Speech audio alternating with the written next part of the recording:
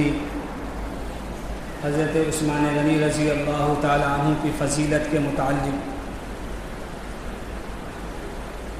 اور یہ بات کہی گئی تھی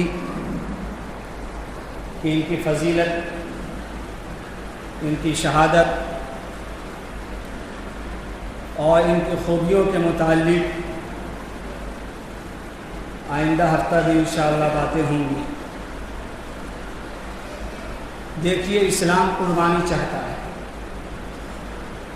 اسلام قربانی مانگتا ہے، جان کی قربانی ہو، مال کی قربانی ہو، اولاد کی قربانی ہو، خواہشات کی قربانی ہو، اسلام تو قربانی چاہتا ہے۔ ہم لوگ یہ سمجھتے ہیں کہ سال کے 3 دن جانور کو ذبح کر دینا، اللہ کے نام پہ قربان کر دینا، یہی قربانی ہے، حالانکہ یہ قربانی نہیں ہے۔ ما یتقرب من اللہ الی اللہ ہے کہ نہیں؟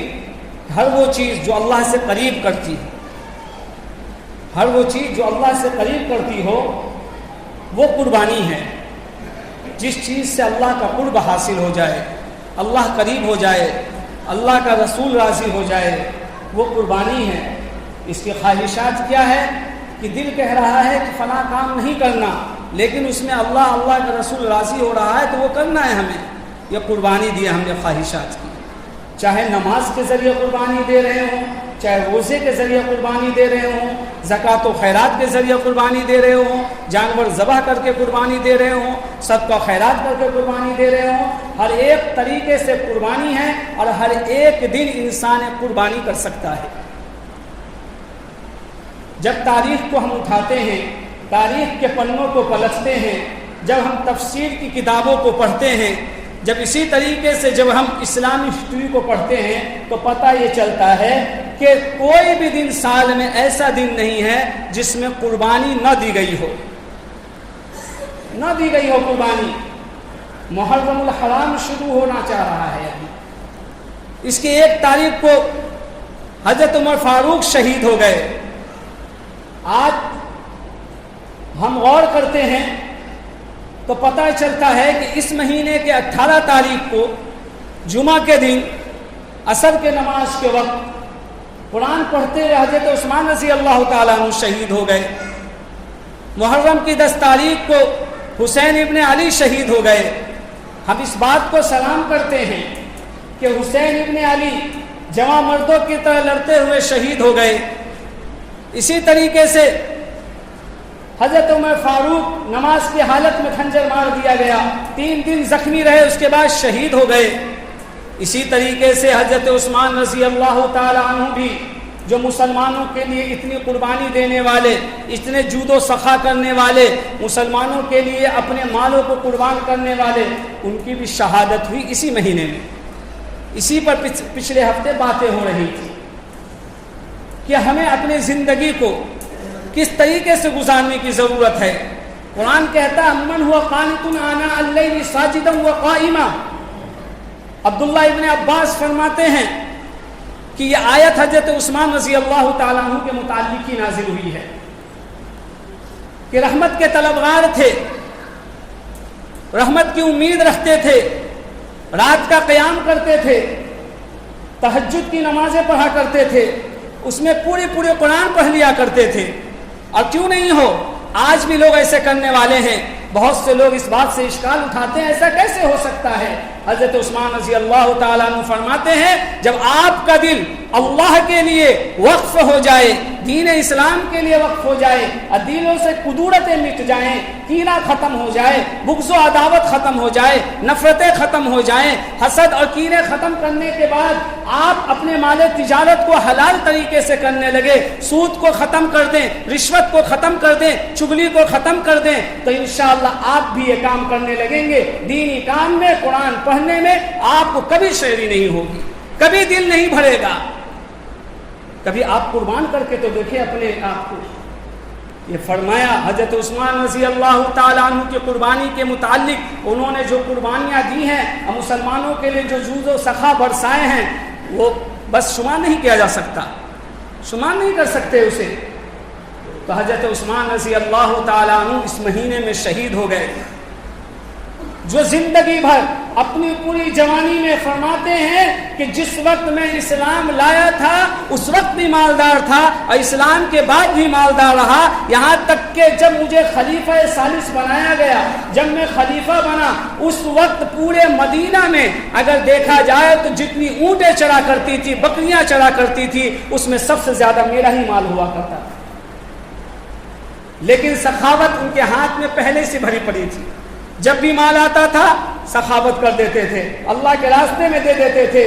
فرمایا کہ 12 سال تک تخت پر بیٹھے لیکن کبھی بھی 1 روپے بھی مال غنیمت میں سے مسلمانوں کے مالوں سے نہیں لیا، کبھی نہیں لیا، اور کہتے ہیں کہ آج یہ حالت ہے میری اس مسند پر بیٹھنے پر کہ میری مسکنت اتنی ہے کہ میرے پاس صرف حج کے لیے 2 اونٹنی ہیں، اس کے علاوہ میرے پاس ایک بھی سامان نہیں، سارے مال قربان ہو گئے، اللہ کے راستے میں دے دیا انہوں نے، کیونکہ تجارت جو ان کا مین پیشہ تھا وہ ختم ہو چکا تھا، صرف اسلام کے فلاح و بہبود کے لیے، مسلمانوں کے فلاح و بہبود کے لیے۔ آج بہت سے لوگ اشکال اٹھاتے ہیں کہ حضرت عثمان رضی اللہ تعالی عنہ نے بہت سے وہ کام انجام دیے ہیں جو رسول اللہ صلی اللہ علیہ وسلم سے ثابت نہیں۔ انہیں جامع القرآن کہا گیا، کیوں؟ انہوں نے 7 طرزوں میں جو قرآن کریم پورے دنیا میں رائج ہو چکا تھا، انہوں نے ایک نسخہ تیار کر کر ایک قرآن پر پوری امت کو جمع کیا۔ نہیں تو آج جو فتنے کا دور ہے، جو فتنہ فساد کا دور ہے، اگر قرآن کو الگ الگ طرز پر پڑھا جاتا تو اور زیادہ ہی فتنہ ہوتے۔ یہ عثمان رضی اللہ تعالی عنہ نے جمع کیا ہے قرآن پر، جو پوری دنیا میں ایک ہی طرز پر قرآن پڑھا جا رہا ہے۔ حضرت عثمان رضی اللہ تعالیٰ عنہ کو جب حکومت ملتی ہے، 22 لاکھ مربع میل پر حکومت ہوتی ہے حضرت عمر کی، اور وہ حضرت عثمان کو دے کر جاتے ہیں۔ جب حضرت عثمان رضی اللہ تعالیٰ عنہ شروع کے 6 سال فتوحات کا سلسلہ اس طریقے سے چلا کہ 44 لاکھ مربع میل تک حکومت ہو چکی تھی۔ یہ کوئی معمولی بات نہیں ہے کہ افغانستان تک اور سندھ تک حکومتیں پھیل چکی تھی۔ یہ حضرت عثمان رضی اللہ تعالیٰ عنہ کے بہت سے کارنامے ہیں۔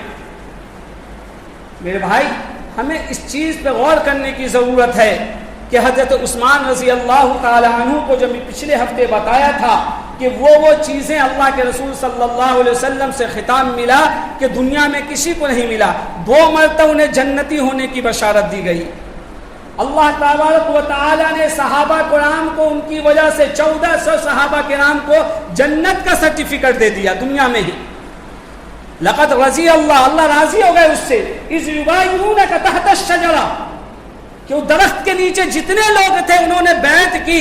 بعض لوگ اشکال وہ کرتے ہیں کہ حضرت عثمان بیعت میں شریک نہیں تھی، ان عقل کے اندھے کو نہیں معلوم کہ یہ بیعت بھی حضرت عثمان ہی کی ہو رہی تھی۔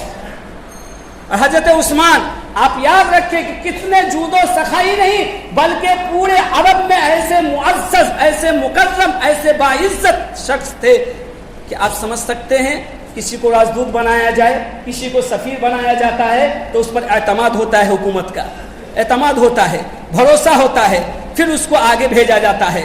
حضرت عثمان رضی اللہ تعالیٰ عنہ پر اللہ کے رسول کو سب سے زیادہ اعتماد تھا، اسی لیے تو رسول اللہ صلی اللہ علیہ وسلم کے سفیر بنائے گئے اور پھر مکہ مکرمہ روانہ کیے گئے، اور وہاں گئے، کچھ باتیں ہوئی، ان لوگوں نے کہا آپ طواف کر لیں لیکن محمد کو نہیں آنے دیا جائے گا، اگر وہ ان کے ساتھ ہی آئے تو جنگ چھڑ جائے گی۔ اور بالآخر آج کے وقت میں لوگ موجود ہیں، پہلے بھی لوگ موجود ہوا کرتے تھے، خبری لال، ادھر سے ادھر فتنہ فساد پھیلانے والے، ایک دوسرے سے لڑانے والے، جنگ و جدال پھیلا کر پیچھے سے غائب ہو جانے والے، ایسے لوگوں نے فتنہ پھیلا دیا کہ عثمان غنی رضی اللہ تعالیٰ عنہ کو شہید کر دیا گیا، شہید کر دیا گیا۔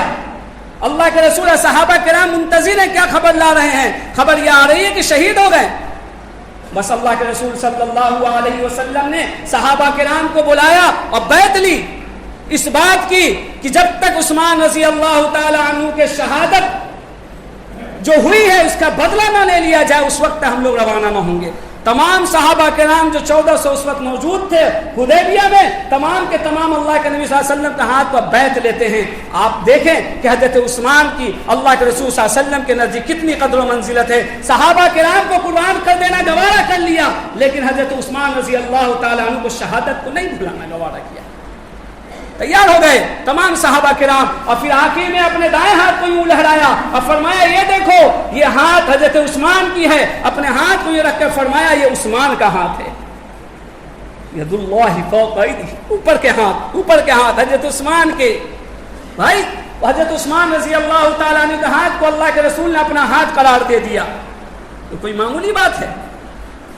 تفسیر میں بہت سی کتابوں میں یہ بات لکھی ہے کہ ذوالنورین جب ان کو کہا جاتا ہے، ذوالحجرتین جو کہا جاتا ہے، یہ لقب لوگ یہ کہتے ہیں کہ دو شادی کی اللہ کے نبی صلی اللہ علیہ وسلم کی دو بیٹیوں سے یکے بعد دیگرے، طبقات ابن سعد میں اسی طریقے سے اور کتابوں میں یہ بات لکھی ہے کہ اللہ کے نبی صلی اللہ علیہ وسلم نے فرمایا کہ اگر 40 بیٹیاں ہوتی یکے بعد دیگرے شہید ہو جائے یا دنیا سے چلی جاتی، موت آ جاتی، تو میں اس کے بعد یکے بعد دیگر حضرت عثمان کے عقد میں دیتا چلا جاتا۔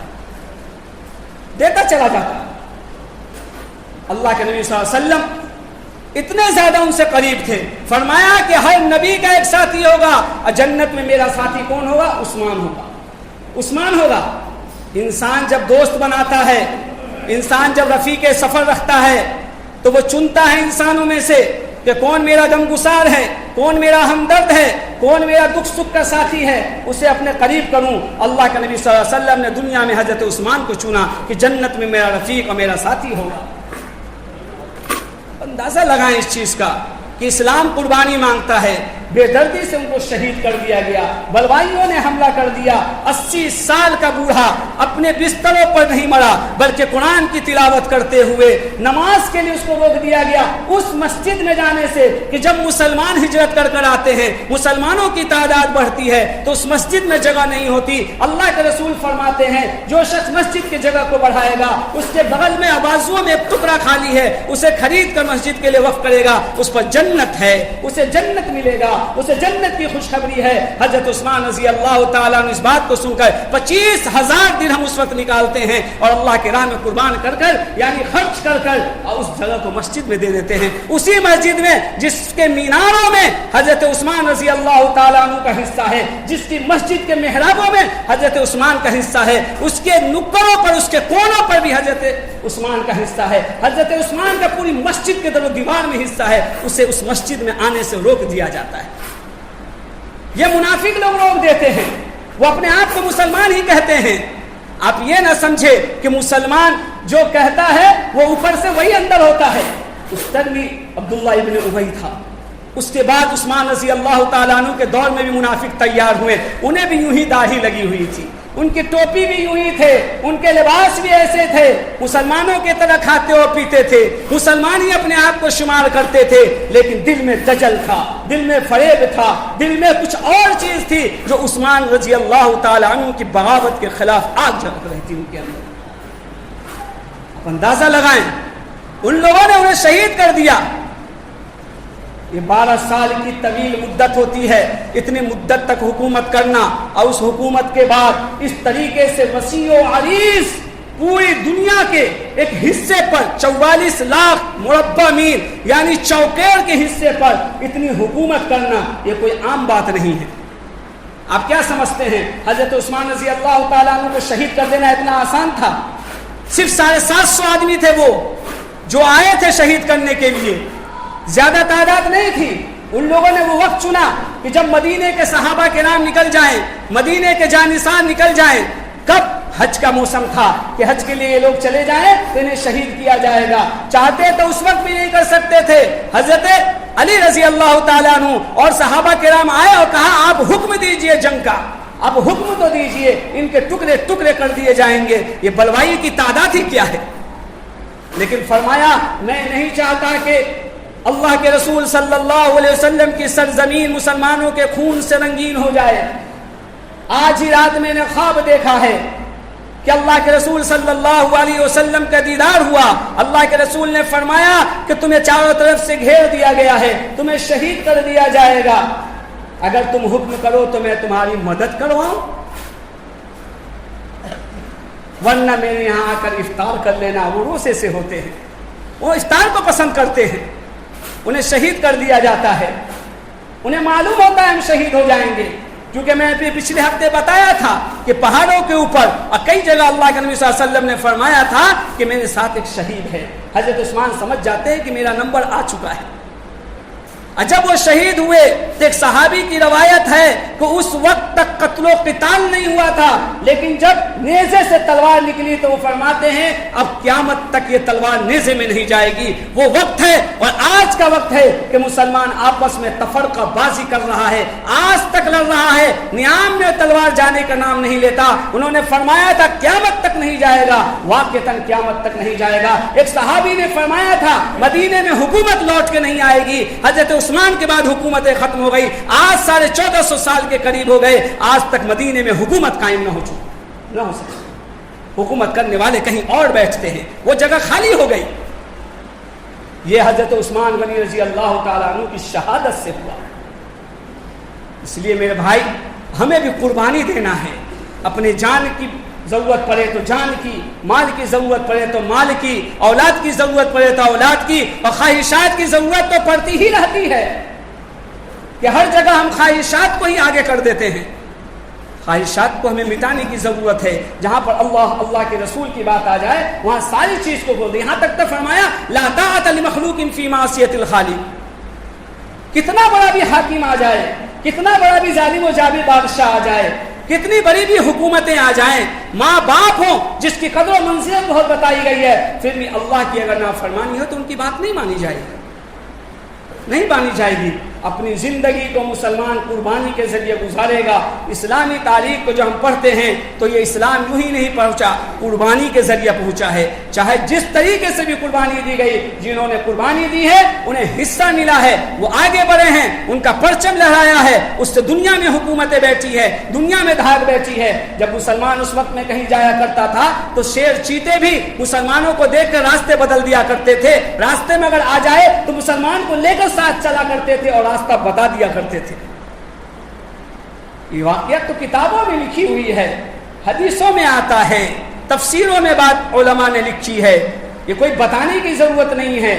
ہم لوگ مسلمان ہیں, ہمیں تو اسلام کی ہسٹری کی معلومات ہونی ہی چاہیے, ہمیں تو کتاب کا مطالعہ کرنی ہی چاہیے. لیکن جب ہم قرآن سے ہٹ کر موبائل میں بیزی ہو گئے, جب ہم دین سے ہٹ کر دنیا داری میں لگ گئے, تو پھر ہمارے پاس وہ وقت ہی نہیں ملا کہ ہم جا کر قرآن کو اٹھائیں, ہم جا کے تفسیر کو اٹھائیں, ہم جا کر سیرت کی کتابوں کا مطالعہ کریں, ہم جا کر نیک لوگوں کی صحبت میں بیٹھیں, ہم کسی نیک لوگوں کے ہاتھ پر بیعت کر لیں, اپنے آپ کو اللہ سے قریب کر لیں. رسول کی محبت تو دلوں میں صرف کہتے ہیں زبانوں پر, لیکن دلوں میں نہیں رچ بس رہی ہے. اس کو بچانے کے لیے, اس کو رسانے کے لیے, اس کو دل میں جمانے کے لیے ہمیں چاہیے کہ سیرت و شریعت کا مطالعہ کر کر ہم اپنے آپ کو اللہ سے قریب ہو جائیں.